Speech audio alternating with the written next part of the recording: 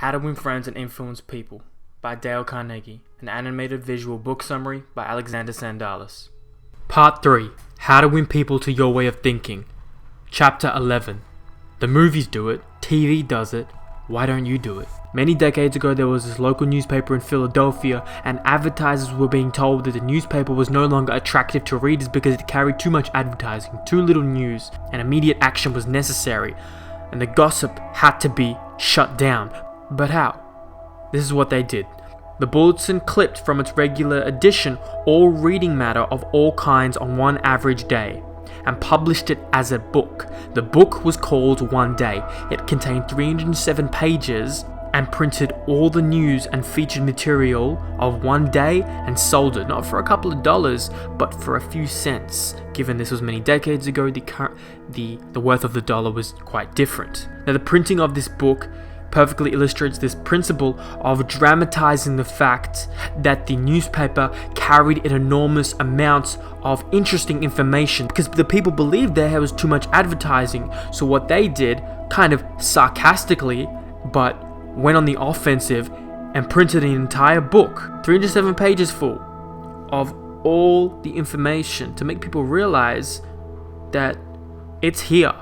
It conveyed the facts more vividly, more interestingly, more impressively than pages of figures and mere talk could have done. This is the idea of dramatization. Merely stating the truth isn't enough. We know this, we've seen this. We can talk all day, but action speaks louder. The truth has to be made vivid, interesting, and dramatic. You have to use showmanship. The movies do it, television does it, and you'll have to do it if you want attention. And you need attention.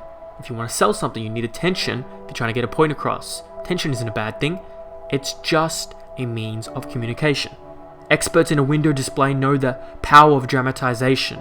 Just observe them. For example, the manufacturers of a new rat poison gave dealers a window display that included 2 live rats. The week the rats were shown, sales zoomed to 5 times their normal rate.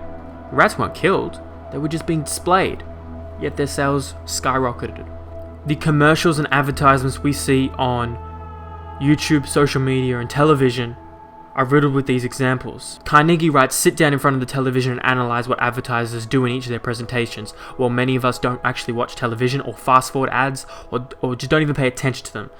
So this time, pay attention for a moment and note how a pharmaceutical company may change the color of this pill or this acid in a test tube while their other competitor doesn't. Or note how a brand of soap or detergent gets a shirt clean in a different way to another. Or how a car being sold will maneuver around a series of cones and curves and be shot in a certain way with all these alluring camera angles, far better than just being told about it and shown still images.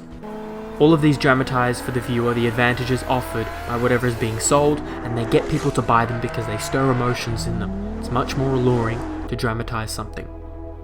Principle 11. Dramatize your ideas.